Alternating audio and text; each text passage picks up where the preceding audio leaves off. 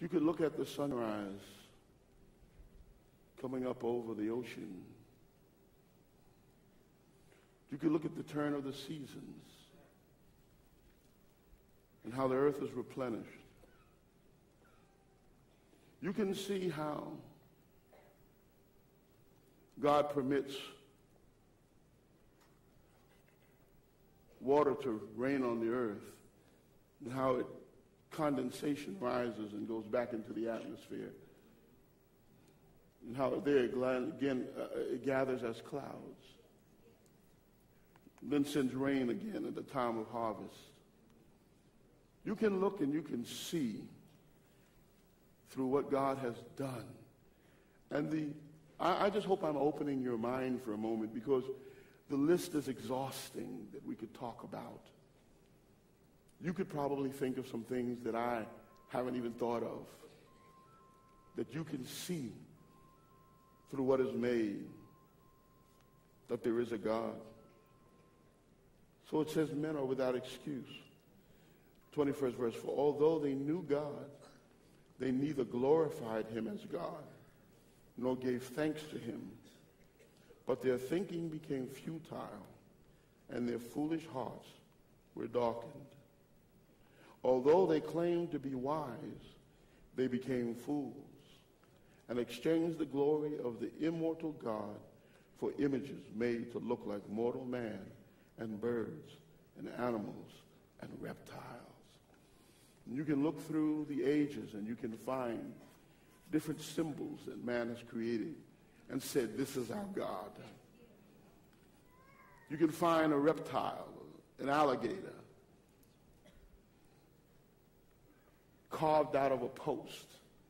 You can find a bird carved in a statue.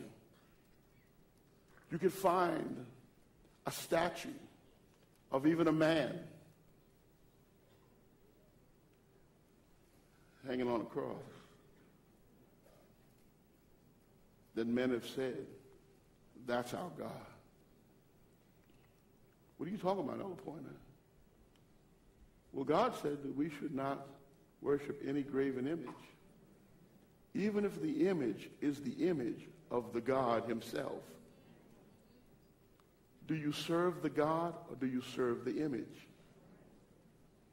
Do you walk with him every day, or do you only genuflect when you come into a house or into a place where his statue is, where you bow for a moment and you bow for the statue, and in the presence of that statue you maintain some sense of holiness, but you go right back out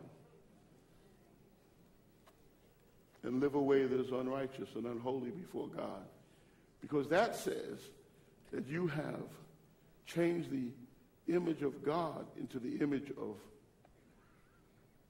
earthly things.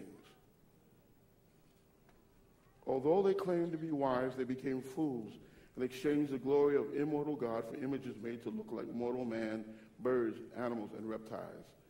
Therefore, God gave them over in the sinful desires of their hearts to sexual impurity for the degrading of their bodies with one another. Let's understand the progression. Let's understand the progression. There became an unwillingness to retain God in their consciousness. And when you deny God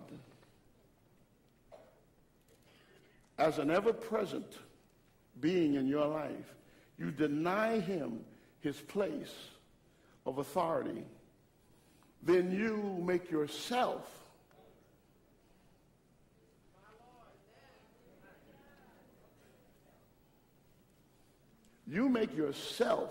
the focal point of your life.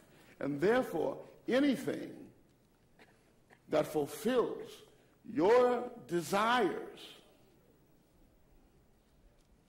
becomes fair ground and becomes something that you can willingly embrace, because there is no one to judge you.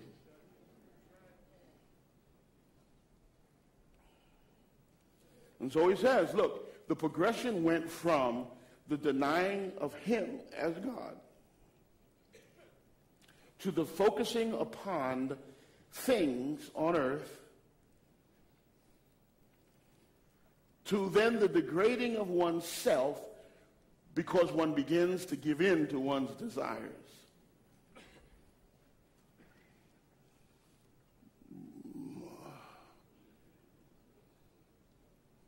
Lustful sins aren't new.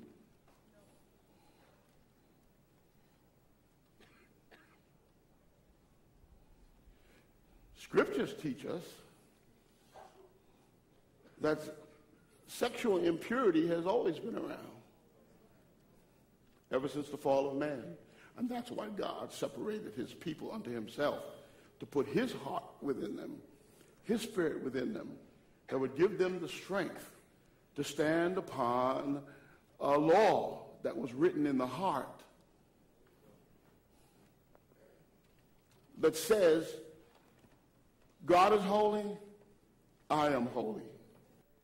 God is in my heart. When you don't have that perspective, then you are able and willing to give in to needs and desires that are natural to you as a human being. You are a sexual being. You've been made that way. God meant for sex to be enjoyable. He meant you to be happy about doing it.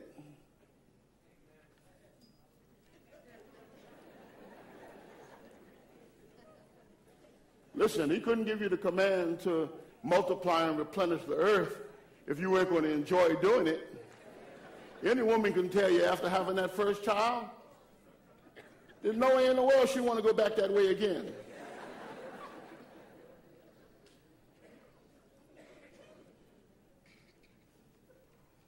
But he meant for it to be in the context of a righteous and a holy relationship with him and your mate. All right. I got to hurry up here. 24th verse. Therefore God gave them over in the sinful desires of their hearts to sexual impurity for the degrading of their bodies with one another.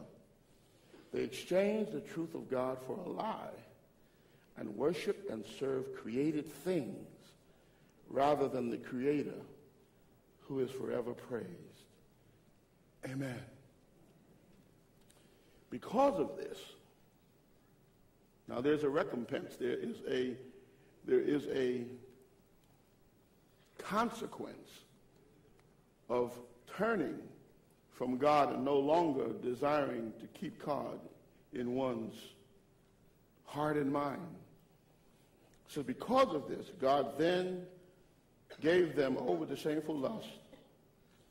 Even their women exchanged natural relations for unnatural ones.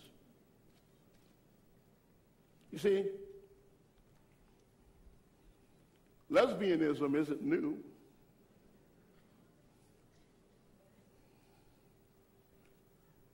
It just has never been godly.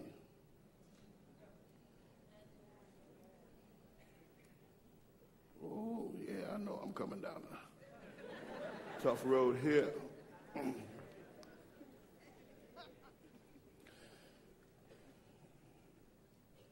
This is important because this thing is touching our community and our nation in a way that's sweeping a tide over our nation and our country. And even our young people in our churches are being bit by this bug. Because no one is talking about it. People are afraid to refer to it anymore. The only perspective they're getting now is one that's given them from their teachers in the society in which they live. And it's being pushed as an alternative lifestyle. It is an alternative lifestyle. I will grant you that. But the alternative that you're making is one that separates you from God. He loves you regardless. But he said no sin was going to enter in to his kingdom. All right, because of this, God gave them over to shameful lust. Even their women exchanged natural relations for unnatural ones. In the same way, the men also abandoned natural relations with women and were inflamed with lust for one another. Men committed indecent acts with other men and received in themselves the due penalty for their perversion. Furthermore, since they did not think it worthwhile to retain the knowledge of God, he gave them over to a depraved mind to do what ought not to be done. You see, let's understand this. A homosexual sin in and of itself is no greater than an adulterous sin, no greater than a fornicator's sin. There are individuals today who in our society just feel that they are just, they're the avant-garde set. They are the promiscuous and free-wheeling, free living. No, you're a whore and a whoremonger.